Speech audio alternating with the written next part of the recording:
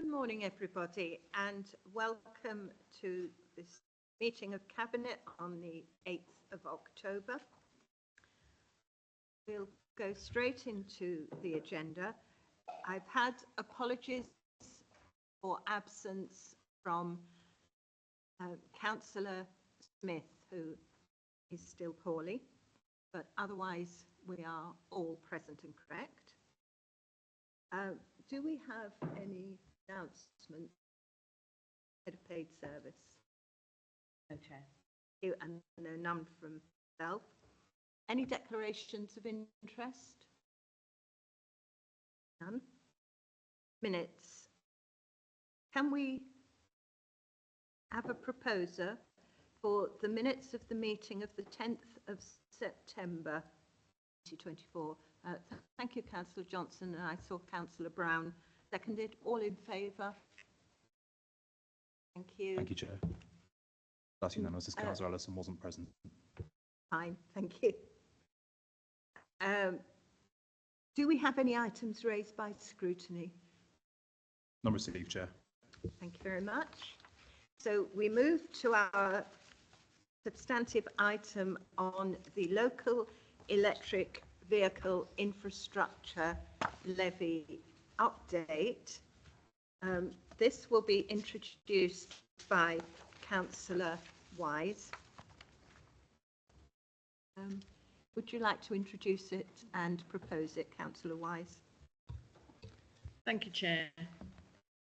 This report provides an update on the pilot and main levy project, which, as Councillor Waller said, is the local electric vehicle infrastructure. It tackles a corporate priority of tackling the climate emergency. The overall aim of this project, funded by the Office for Zero Emission Vehicles, I won't attempt to pronounce the acronym, is to increase the charging infrastructure in areas that might not otherwise attract commercial interests. In this way, they will make owning an electric car more viable for people who do not have off-street parking, and also for visitors, because if you're visiting somebody who hasn't got off-street parking, you've got an electric car, you're liable to get there and not get home. The projects are run through consortia. For the pilot, we were with Lincolnshire, Herefordshire, Leicestershire and Stoke-on-Trent City in the First Midlands Consortium. Lincolnshire was responsible for procurement, legal support and allocation of funding, but our own procurement and legal teams kept an overview on the processes. The contract was awarded to Gamma Energy, and the capital grant of £107,615 has been transferred to Rutland County Council. This should fund a minimum of 23 charge point sockets and a maximum of 30 sockets. These will mainly be installed as 2 sockets per site, so that's up to 15 locations. There are also revenue monies known as capability funding to support the additional staffing required, because there is also a constant need for liaison with highways, transport, parking and communications. So there will be a lot of meetings involved with this, as it's very detailed project work. A range of possible sites has been drawn up from suggestions, local knowledge, technical requirements and the need for a good spread across the county. Because of potential contracting delays, they have to be installed on Rutland County Council land, in addition to meeting other requirements. A further round of checking technical specifications and checking with parish councils and meetings as necessary will be undertaken before the shortlist for the pilot is drawn up. All the detail is in the appendix of the various checks that we will have to go through. Government is keen to move on at pace with the work, so work on the main project has to start before the pilot is completed. For the main project, we're in consortium 4 with Worcestershire, Warwickshire, Leicestershire and Shropshire.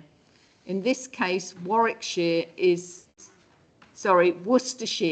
taking the lead, and this main project is at the stage of drawing up the Memorandum of Understanding.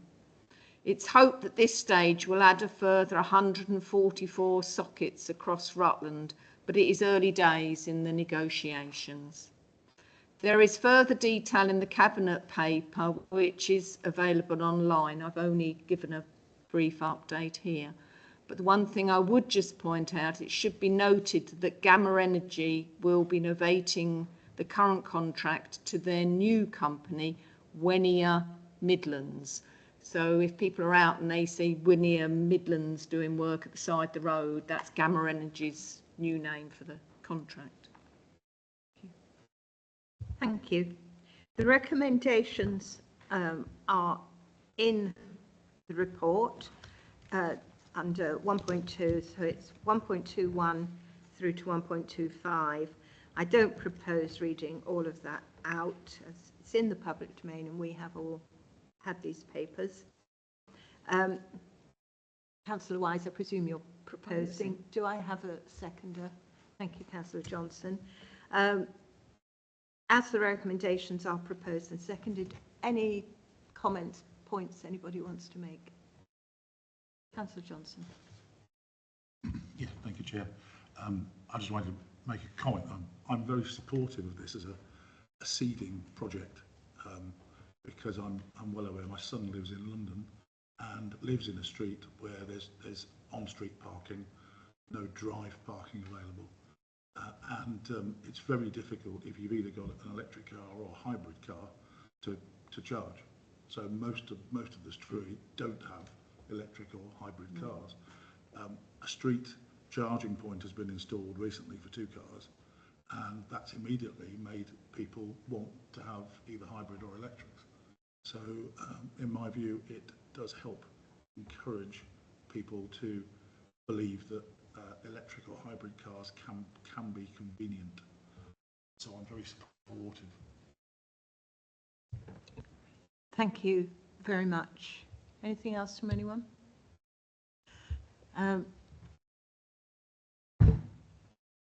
I think it's very good news for Rutland that this government grant's been made available for this project, because I'm not sure that we would ever have managed to get the resource together to put in charging points.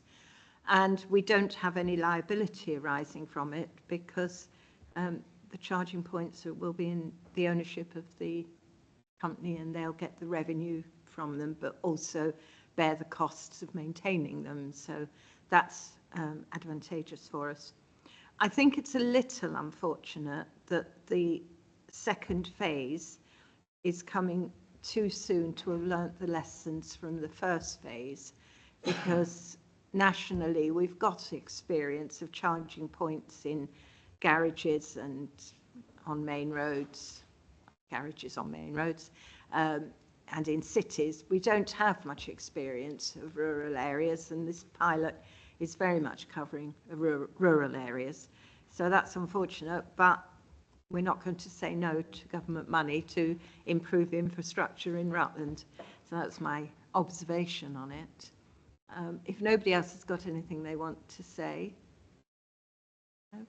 In that case, it's been proposed and seconded. All in favour, please. That's unanimous, Chair. Thank you very much. Moving on now to the next stage of the local plan.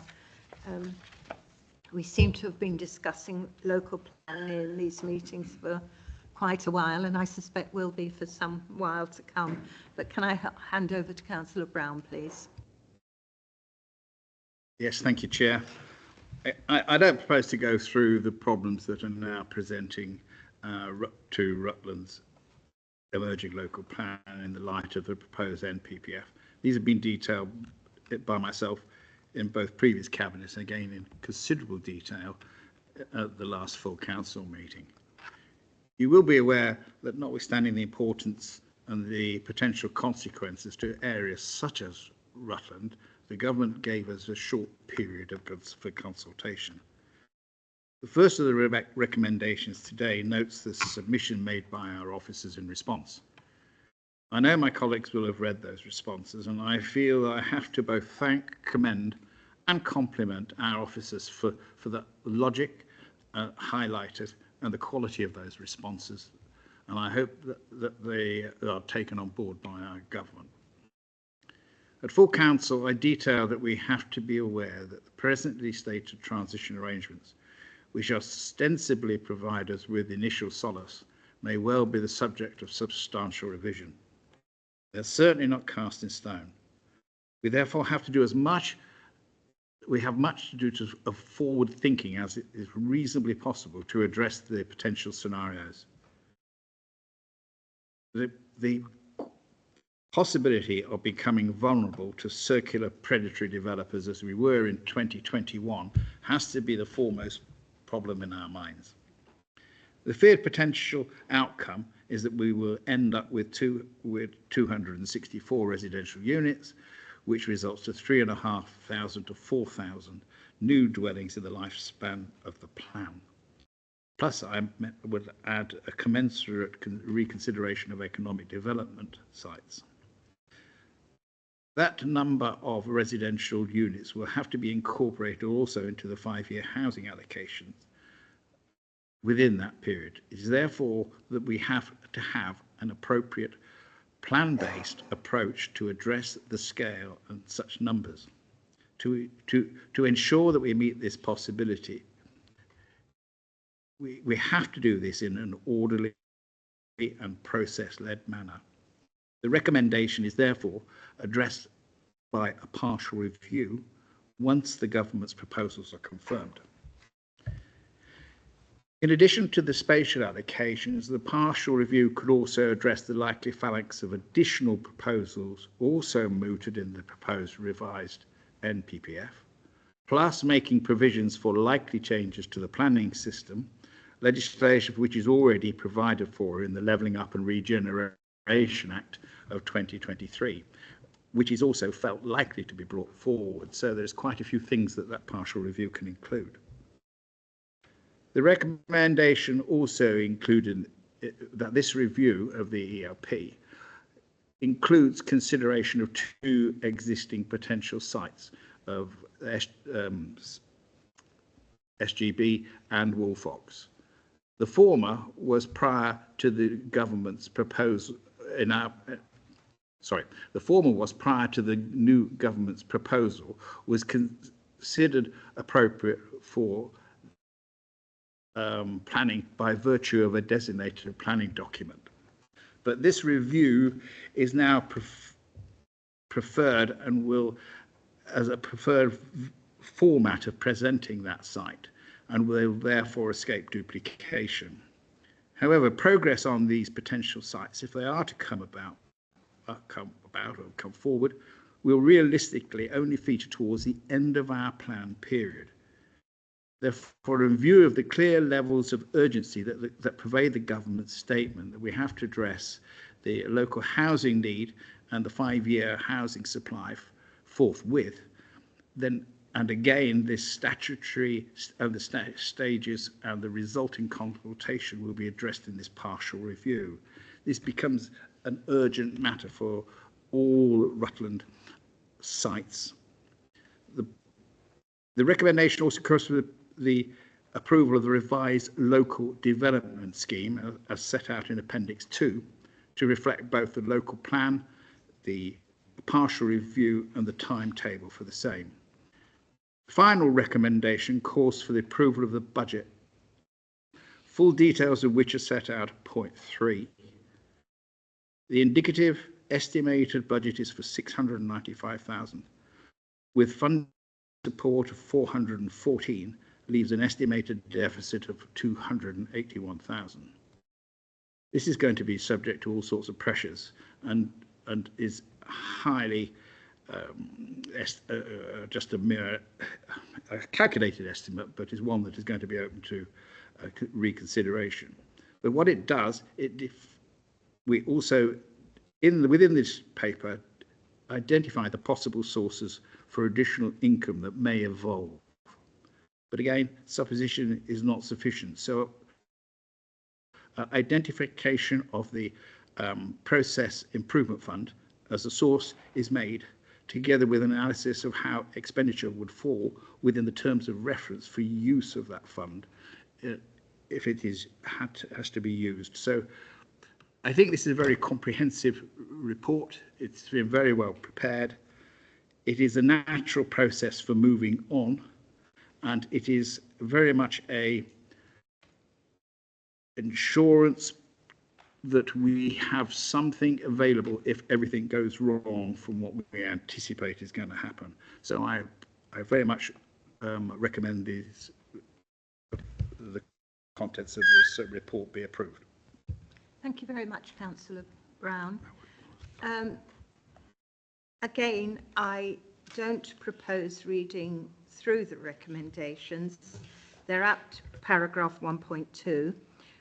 The only observation I would make on them, though, is that 1.2.4 is approving a revised local development scheme as set out in Appendix 2.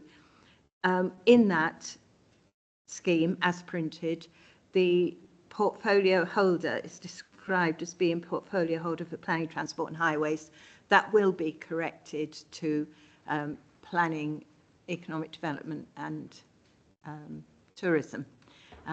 But given that that's a detail within it and will get corrected, Mr. Brown, I presume you are recommending these recommendations, proposing, sorry. Yes, I thought I had done, but Yeah.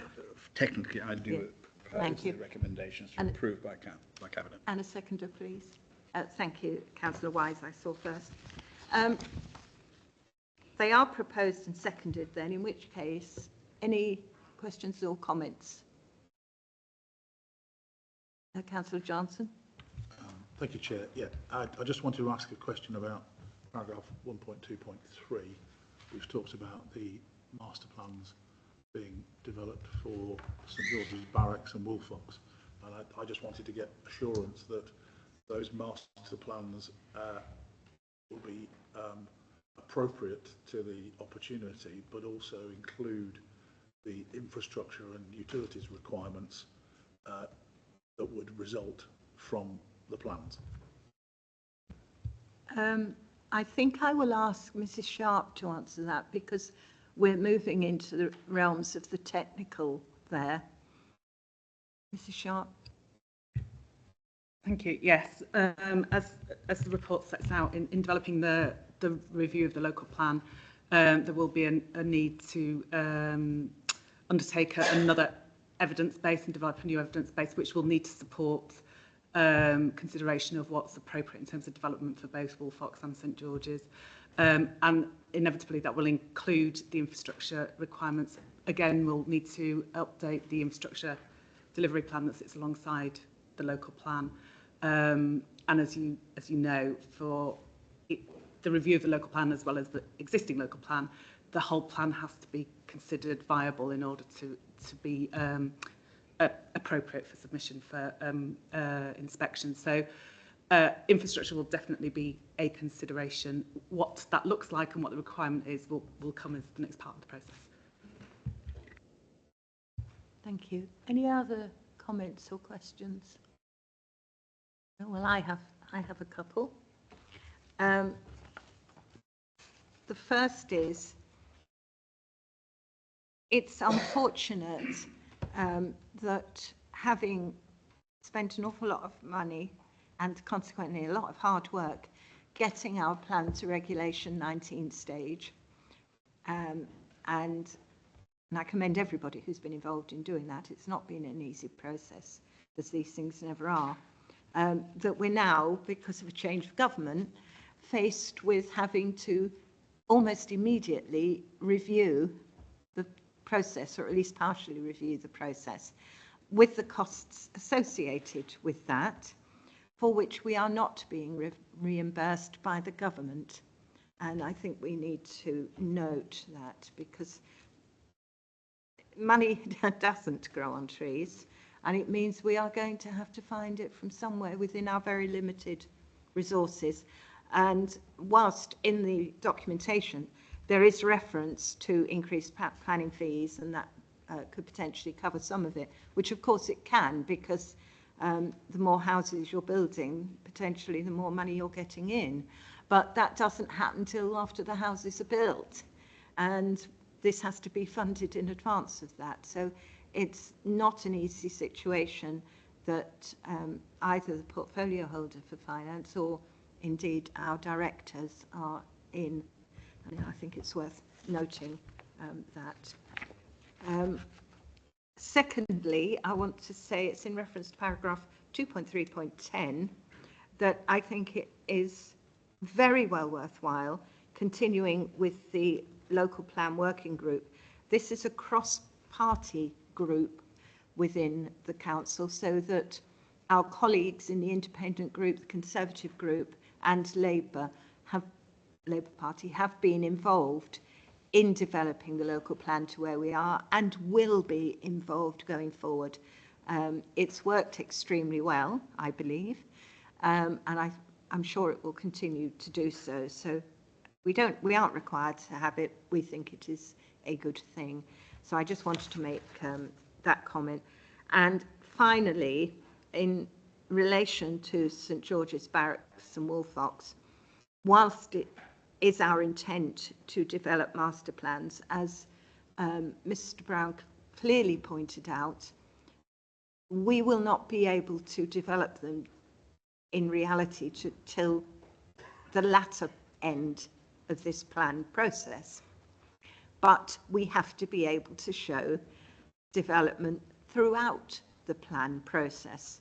So having Woolfox and St George's as potential sites for housing won't negate the need to find other sites elsewhere in Rutland that can be developed more quickly. And I think that was worth repeating. I do appreciate Mr Brown said it, but I think it's worth repeating for those watching or listening to this meeting. So we have had the recommendations in 1.2 proposed and seconded. All those in favour, please. That's unanimous, Chair. Thank you. Thank you very much. I have not been notified of any items of urgent business. Thank you, Mrs Godfrey. Date of our next meeting is Tuesday, the 12th of November, and I declare this meeting concluded at 23 minutes past 10. Thank you very much.